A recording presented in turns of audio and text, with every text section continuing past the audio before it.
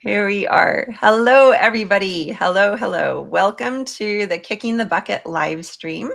I am your host and the creator of the series. I'm Andee, like Gandhi, but without the G, Kinzy. And these live streams are kind of like a companion to our fiction podcast series. We really encourage you to go over, follow those links below, go over to our website, find the podcast and listen to the whole story. It's a dramedy. You're going to laugh and you're going to cry. It has an immersive soundscape, and it's kind of like a TV series for your ears. Episode 7 just dropped yesterday. Go ahead and give it a listen. So today I am very, very excited to welcome to the live stream conversation Amanda Fugate-Moss. She is the creator of Driving the Daisies, which is a dramedy musical limited series. Got that right? Right, Amanda? That's right. Thank you. Great. So welcome. We're so glad that you're here. And we're going to chat today a little bit about transforming grief into storytelling, embracing the humor. Like, I think we're both approaching things from a very humorous perspective, bringing the humor in. Amanda's going to step further, bringing music into the creative process and caregiving into caregiving itself, and then honoring legacy through this creative expression. I'm going to start us off with a couple of questions. If you have any questions for all of our viewers, just throw them in the chat or continue this conversation later on our socials. So Amanda, to get us started off, will you tell us a little bit about yourself? Yes. So I grew up in Oregon, and after graduating, I traveled all over the place. I went to San Francisco to a drama school down there, and then California, and then England, and then New York, and then Los Angeles, and then I came home to Oregon. So, and yes. Was that all traveling for school, or you just like you finished school and you're like, I'm going to go off and explore different jobs and careers, or you just traveled? It was partially for training. It was for acting training. I also was on international tour that I went away for a year in the middle of that and did that. Mm-hmm. And then I wanted to continue on with acting. And so I felt like I needed to get the serious training, so I got the American training in San Francisco at ACT. And then I went to England for 3 years and did my master's there. So cool. Yeah. Okay. And then what happened after acting? You stayed in acting? Yeah. So after acting, well, it's still, I'm still an actor. Sorry. Yeah, I didn't mean after acting. What came in addition, or did anything else come in, or were you? Yeah. So I was finding when I lived in New York, it was great because my background was very strong in theater. I had done international tour, I'd done off Broadway, and I moved to Los Angeles, and I was finding that I just did not have the TV and film credits. So I took a marketing class there, and she had a bunch of strategies. I did all of her strategies, and the final one that I hadn't done was move to a smaller market to build the credits. And so I came back to Oregon because at the time they had Grimm and they had Librarians and they had Portlandia. But 3 weeks after I got back, they announced that they were ending. But it was actually a blessing because the year was 2015. And I ended up, my grandparents had some issues with their health. And so I became a full-time caretaker for them 24/7 in their home. My grandma was actually doing really well. She had Parkinson's and she had a heart condition, but she was doing pretty well. And she was out grocery shopping and she slipped on a grape, broke her arm, and her health went downhill from there. So her Parkinson's became really bad and her heart condition, became more severe. And so she was losing her body physically. And then my grandpa had been, he went to the grocery store they lived in this small town here in Oregon called Dallas. And so if you know Dallas, you go up a hill, right? And there's two grocery stores. You can go to Safeway or you can go to Walmart. Those are your two choices. Well, he forgot his cell phone at home. He went to the grocery store. Over 6 hours later, he came back. He had forgotten, didn't know. He ended up driving off. Thankfully, he came back. He was safe, and luckily, nothing happened. And so he ended up going to the doctor, and he was diagnosed with beginning of dementia. Mm-hmm. So, and so then when I came, they were at the beginning of like the journey of we have to ask for help. And so I was just passing through. I was actually planning on moving up to Portland, and my grandma said it was the hardest thing. I can still remember it. It makes me tear up. But they were so independent that she was like, would you consider, we need help. And for her, it was so heartbreaking because she'd always been so independent. For me, it was nothing because like my grandparents were like the closest people in my life. I'm closer to my grandparents than I was to anybody on this planet. And so for me, it was like it was no brainer and stuff. And so that was the beginning of like my journey of caretaking and finding ways to make them feel like they were still independent and they were still in control, even though they weren't. Their bodies were decaying, from disease. So, So when I imagine that experience or making that decision, you said was a very easy decision. Was it anything that you discussed with the rest of the family, or was it just you were like, of course I'll be here, and then you were sacrificing, or did you feel like you were not sacrificing and giving things up? If you did feel it, how did you balance that and come to terms with that? yeah. So I didn't see it as sacrifice. I saw it as two of the most important people in my life need help, and I'm able to help them. I'm the actor in the family. Everybody's got their 9 to 5 jobs and everything, and I'm doing all these other jobs, And plus, at the time, I was really into audiobooks. I was recording audiobooks. So I was able to set up like a little um, studio in the back. The way the houses were set up, there's a front house and then an office in the middle and a back house. So I was able to set up a little studio in the back house. Mm-hmm. So for me, I didn't see it as sacrifice at all. I saw it as family. And I family is like the most important thing to me. It always has been. Like my family, I love them so much. And I miss so many things performing. Like when I was in California, my dad passed away up here. And I was performing in a show. And then like when I was on tour, things happened. My grandpa ended up going through colon cancer, but he ended up beating it. So, but I wasn't there, the family was there for that. And it's like, I don't know, every chance I get with family, I want to be with my family because I don't know how long I have this time around, with them.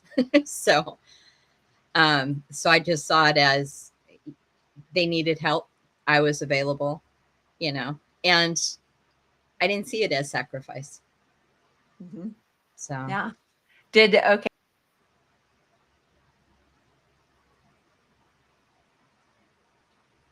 oh, I think you're frozen. Or I'm frozen.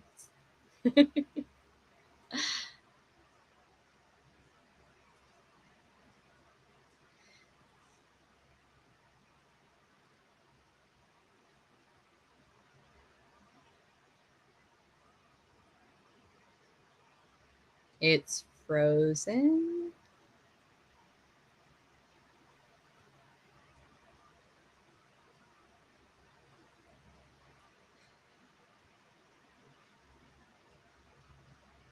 Okay.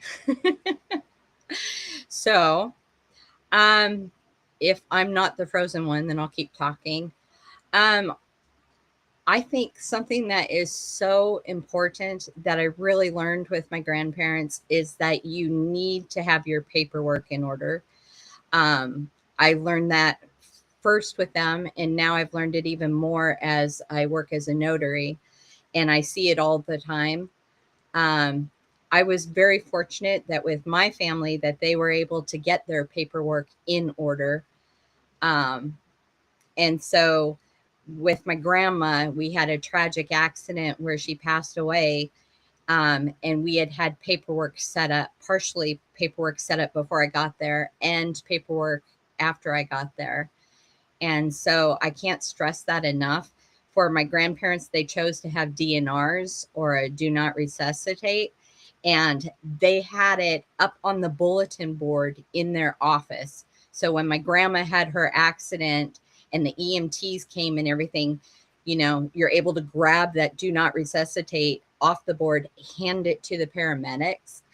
And so I stress that a lot. Um, Make sure that you have your paperwork in order.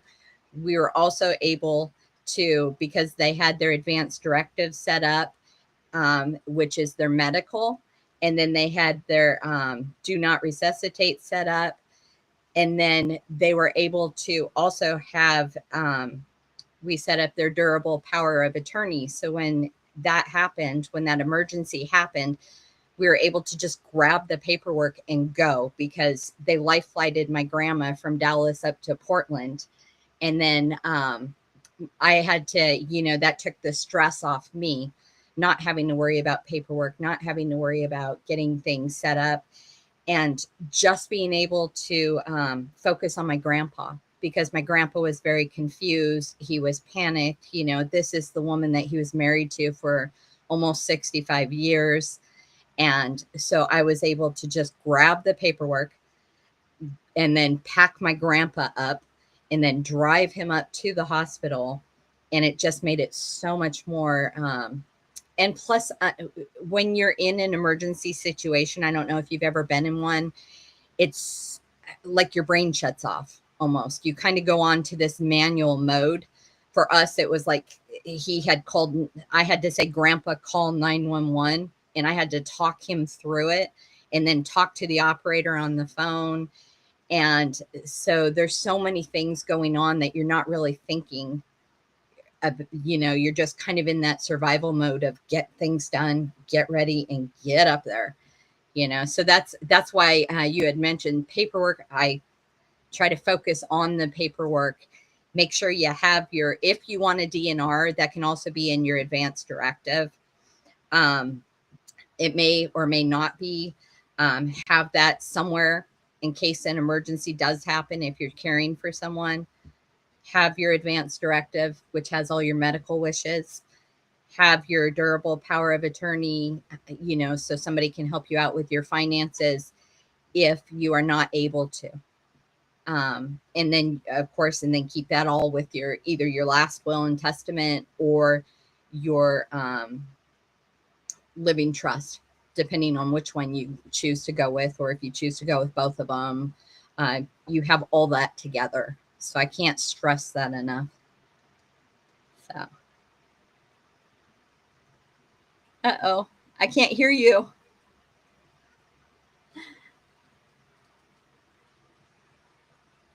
To do okay now. Yes, Now? I can hear you Okay, now. awesome. Yes. Thank you.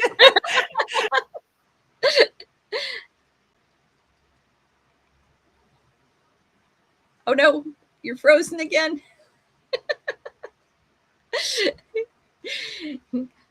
What are you gonna do? It's technology, right? So Driving the Daisies came about because I had to learn so much on the fly. I was not trained as a healthcare person.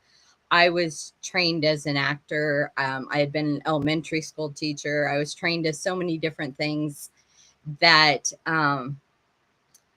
that I had to like learn things very, very quickly and figure out what to do, when to do it. And so much of Driving the Daisies. So Driving the Daisies came about.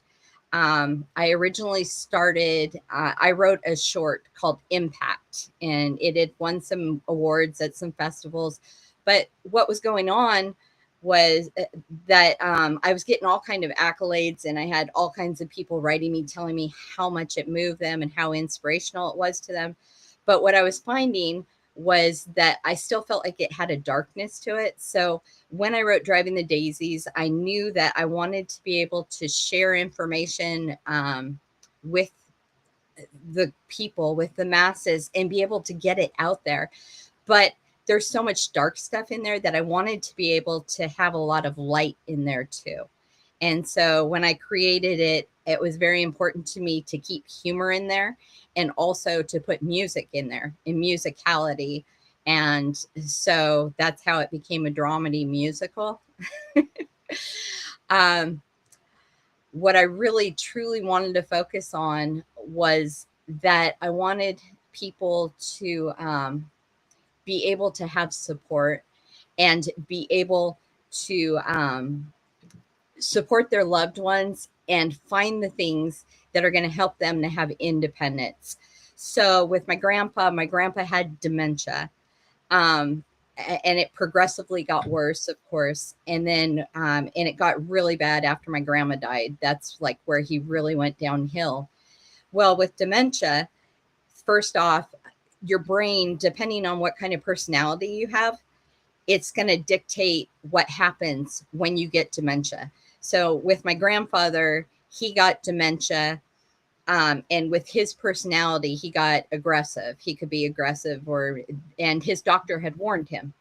So that was something like at the beginning, we were warned before it even happened or as it was happening. So that made it better for me to understand what was going on and to know how to work with him.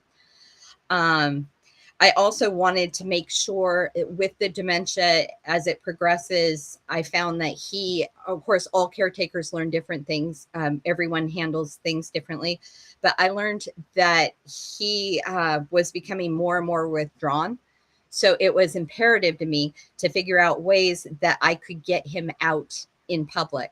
So he was very Catholic. So I took total advantage of that 1 hour coffee hour after Mass. That was fantastic for us. That gave him, I could set him up with his donut and his coffee at his table. And everybody loved him. They'd known him for years. So they'd all come and surround him and talk to him. And he'd have different groups of people that would sit with him each Sunday. It also gave me a chance. It gave me a little bit of a break to step back and to socialize with other people, people that weren't going through that and stuff, and be able to talk about other life things. Which is so important as a caretaker. You have to be able to take care of your health so you can help somebody else. He also had, my grandparents had this amazing, like their house was just amazing. It had this front porch. He'd loved to sit on the front porch, and he loved to because he'd always been super social. He's that type, he's from New York originally. He's that type that will turn around in a restaurant and go, "What are you eating? That looks amazing." And before you know it, he's best friends with the person behind him. And so that was his personality. So by him going out and sitting on the front porch, he'd socialize with people as they'd walk by. Now, I do highly recommend making sure that if you're working with somebody with dementia, they're fully dressed. We did have an incident one time. Say that again. They're fully what? They're fully dressed. Dressed. Oh, okay. Dressed. So with my grandpa, what I usually did was he would go out to the front porch on his own, and he'd grab the newspaper off the front porch. I'd go to the kitchen. I'd get his coffee ready, and then, get him a bowl of cereal or make him oatmeal or whatever. And I take it out to him. Well, I went out one morning, and he had put his shirt on. He had put his socks on, and that's all he had on. And he was sitting there, and I was like, "Oh, Grandpa, that's illegal." So I had to dress him out there. But luckily the porch was high enough where he's sitting in a rocking chair. So if people walk by, they wouldn't notice, thankfully. Yeah. So that was about socializing. Everything was about how can I find ways for him to socialize? I'd pull out his address book and I'd call up his old friends and they'd chit chat with him, or we'd talk to people like that he'd known for years, and just that human connection on the phone too. Like people, his neighbors from where he'd lived previously, it gave him a chance to like vent. It gave him a chance to talk. Yeah. So that was huge. Also, for me, what was important was making him feel like he was independent. Well, as you can imagine, somebody with dementia that is not allowed to drive anymore is not a happy person when they're thinking logically. So the car keys would constantly disappear. So a suggestion would be either to change out those keys and put other keys on there, so if they go out to the car, they're not going to be able to start it. I've also heard of somebody that what they did is they disconnected the battery, because that's an easy one. You can disconnect it and then connect it back, to drive somewhere. So he could have his keys, or, he could feel like he had the keys and he's still safe. So that's an important thing, because otherwise, as I know firsthand, you're checking out the window constantly when the keys go missing. You're like, oh, please God, don't let him be driving somewhere, Another so do you thing. feel like all of these you came to, hopefully I won't have another power surge and drop, but do you feel like because you had this kind of theater acting, kind of playful improv background, that it gave you more skills to kind of find these wonderful things of keeping them social and active, and that fed your creativity around the caregiving? I think it's a combination. So I had previously been an elementary school teacher, so I'm used to problem solving. Also the theater. Also, when I went to drama school, part of drama school is you study psychology, about how the body works and why people move the way they do and talk, and the emotions, and, things that you can read off people by body language. So I think that a combination of the two helped. But but for me, it was always like I knew how important independence was to my grandparents. So I felt like it was like my duty, where I had to find ways to make them feel like they were still in control, where they were still as independent as they could be. Another one that I did, this was actually my mom's suggestion. My grandpa, he was notorious because the sleep patterns are all over the place. With dementia, his wallet would often disappear and he'd lose things and stuff. So what we did was we created a second wallet for him. So in that second wallet, I put his military ID. I put his driver's license that was expired, with the hole in it and all that. And then I took the pictures out of his original wallet and I put it in the second wallet. And he had that wallet, and I always made sure there was cash in there, because he's from the generation where they always want cash, for everything. They always feel like they're rich if they have cash. So that was his wallet. And then I had his real wallet hidden.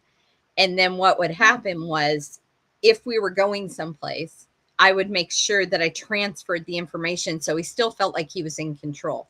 So if we were going to the bank, before we would go to the bank, I'd make sure I'd be sneaky in a good way to protect him. I'd slip out his debit card and I'd put it in his fake wallet, or his second wallet. And then if we were going to the grocery store or to the store when he was going to buy stuff, I'd take his credit cards out and I'd put them into his second wallet. I keep calling it fake wallet, second wallet.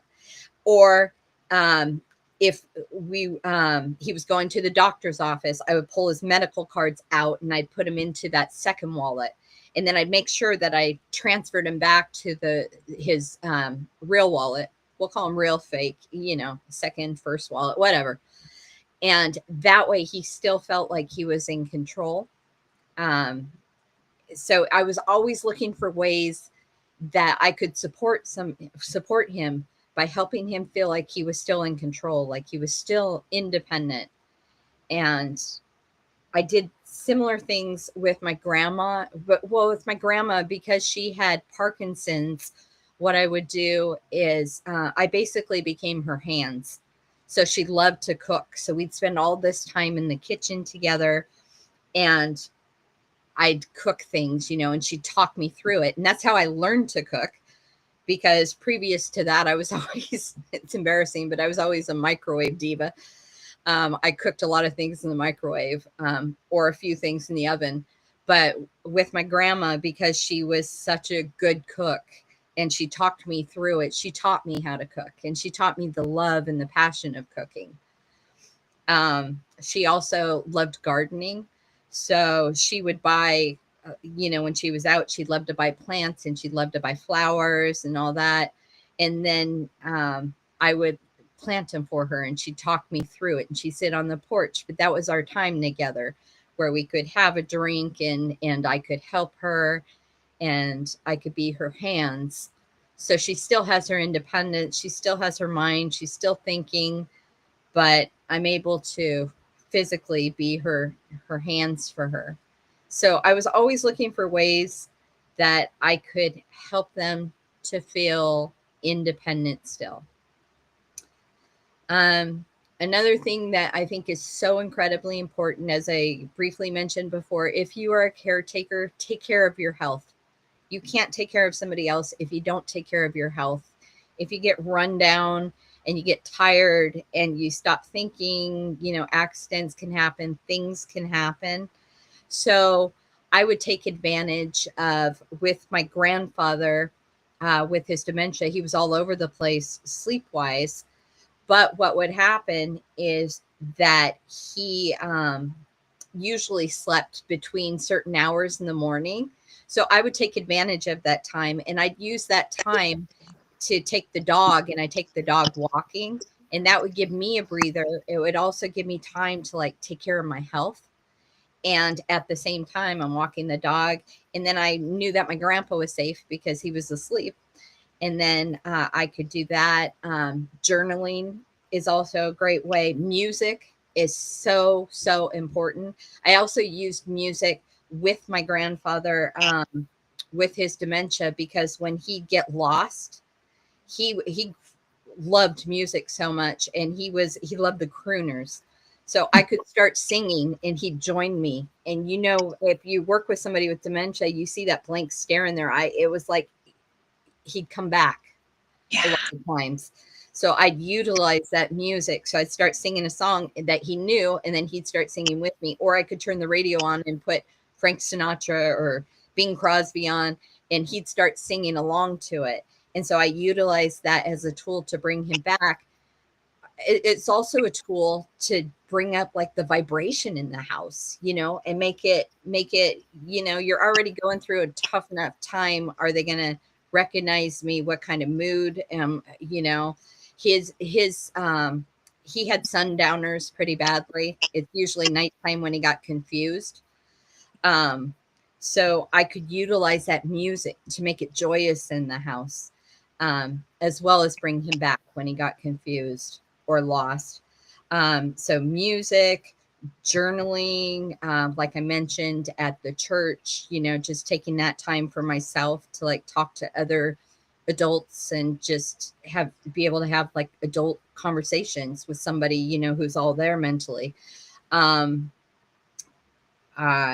else? Working out, workout videos, I utilize those. So that was the way that I took care of my health. It also gave me a little bit of a breather. Sometimes, I could put on like if a movie or something, and he'd really get into it. And then I could go and I could take a little bit of a breather, or I could work on an audiobook.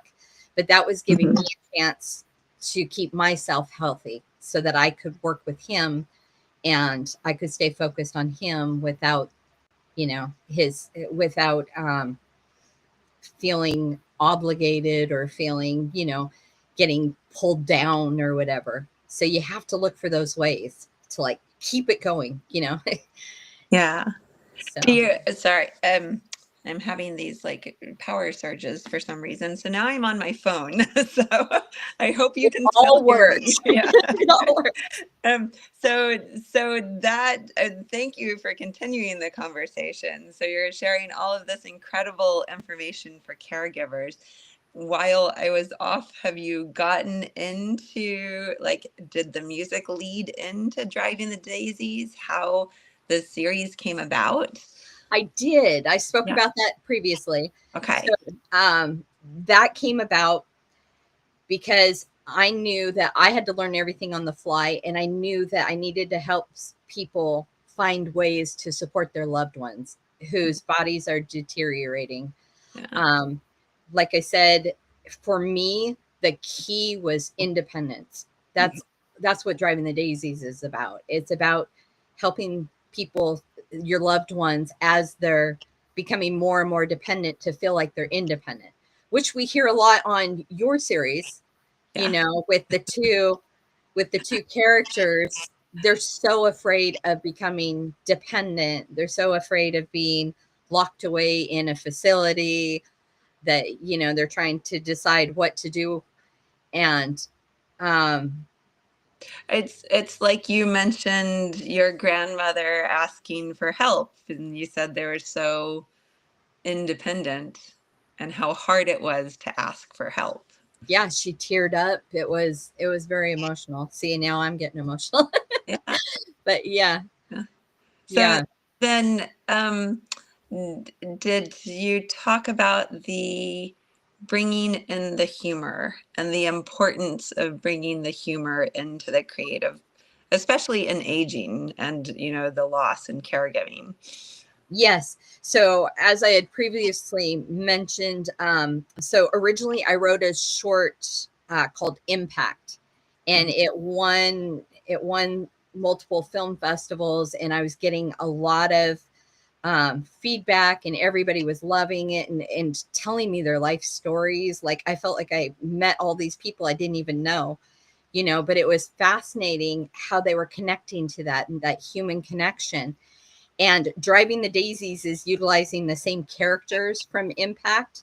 But Okay. what the thing I felt like was missing from Impact was I wanted more light in it. I felt like it was too dark at times with the subject matters, because it was the whole concept of Impact is everyone has a story, and it talks about how a family can stay united when the hardest parts of your life, you're going through it.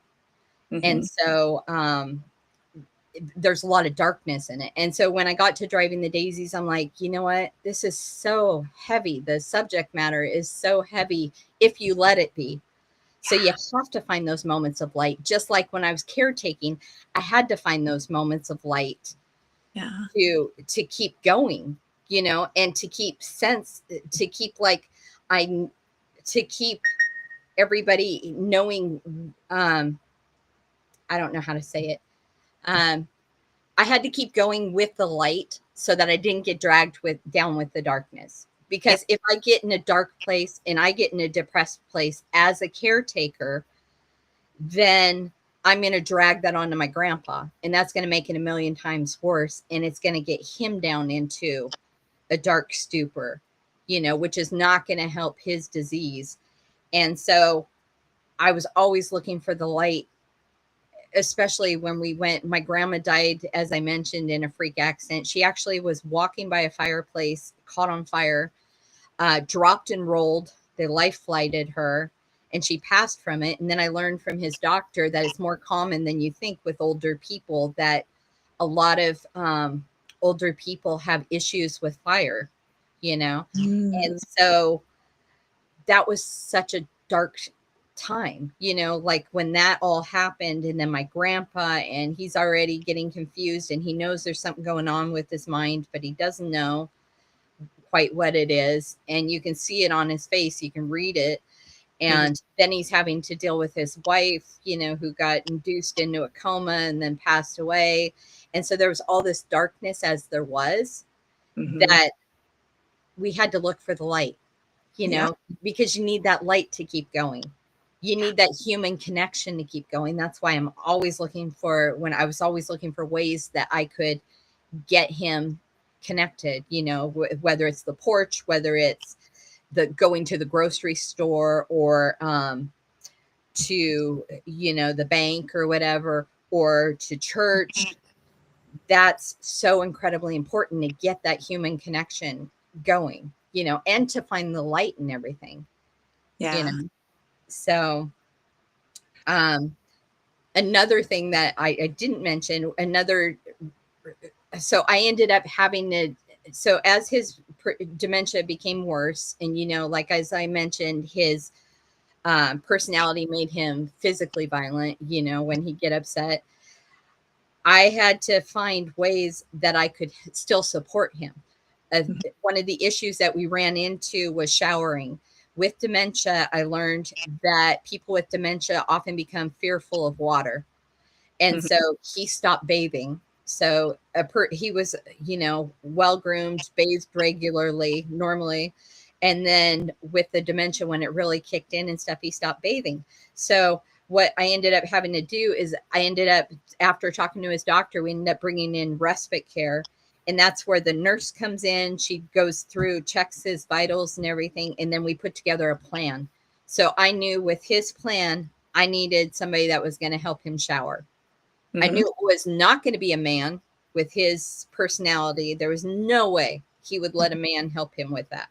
So it had to be a woman. And he was a huge flirt. That he was always a huge flirt. So I made sure it was a woman who would come in and bathe him. It was different women all the time. I would make sure I met him at the door and I let him know that he was harmless. He was all talk, you know. So they'd come in, they'd be like, Fred, you need to take your clothes off. And he'd go, you first. So, you know, I made sure they knew he was harmless and stuff, but it made it a game so that he was able to bathe. And they never touch him, but, you know, they stand there and they talk to him and they're like, okay, now you're going to lift this and you're going to clean here. And I want to see you clean here, you know, and they talk him through it. So they're not physically touching him unless they're like helping him out of the shower or something. But so that made it a game for him. That was another way. I also knew it was important with the respite care. We don't think about, with dementia, you start forgetting things. You forget how to stand up. You forget how to sit down. At times he forgot how to walk. So they got him a walker with his insurance, and then respite was also able to borrow, so there was no charge, and we returned it afterward, a wheelchair. So when we go to doctor appointments and stuff, we could utilize the wheelchair or the walker if he felt a little more sturdy on his feet. There's so many things that we just don't think about, because as dementia progresses, you kind of age backwards. You start forgetting, you know, you forget this and you forget that and you forget this, things that are like vital that we don't think about. We don't think about standing up and sitting down. We don't think about being able to get out of our beds and not, you know. Another thing later on, we got him a chair that like stands up. So like if he was sitting and watching TV, you push the button and it lifts him all the way up so that he's able to, as long as he's able to stand on his feet, he remembers how to stand, you know, and you just make sure he's okay. So that came in handy. The one thing we didn't figure out in time, so it was a nightmare for both myself and then my aunt when she took over helping take care of him, was getting him in and out of bed when the dementia became really bad and he couldn't remember how to get out of bed or stand, you know, because he was large. He wasn't huge, but he was dead weight, you know, when you're not working your muscles. So, you know, so a lot of that stuff. Amanda, you have shared so many incredible things with us today about caregiving, about your experience, about all these great tips and tricks. Have you shared how people can support Driving the Daisies yet? So, Driving the Daisies, right now, we are in our fundraising stage. We have a GoFundMe. If you go to GoFundMe and type in Driving the Daisies, it will pop up. And it will also pop up from the link at the bottom of the screen, right? So if you go to the link tree Oh, yes. yeah, Yes. okay. Linktree. So Linktree is our main website right now. That's where I've been posting everything. I was on a guest on another podcast. That's there. I spoke at the public library. You know, all that stuff is there. I've also started doing, I did 2 videos so far one about supporting somebody, different ways to support them. A lot of them I mentioned today. So you feel like you're getting some of that control back if you're a caretaker. I also did a video on paperwork. Again, I can't stress that enough. It's so important. I learned it with my grandfather, and now I know it even more so as a notary, watching people go through life events and stuff, you know, get that paperwork done. Does You this know, mean that you have your own paperwork done for yourself as well already? it does. Yes.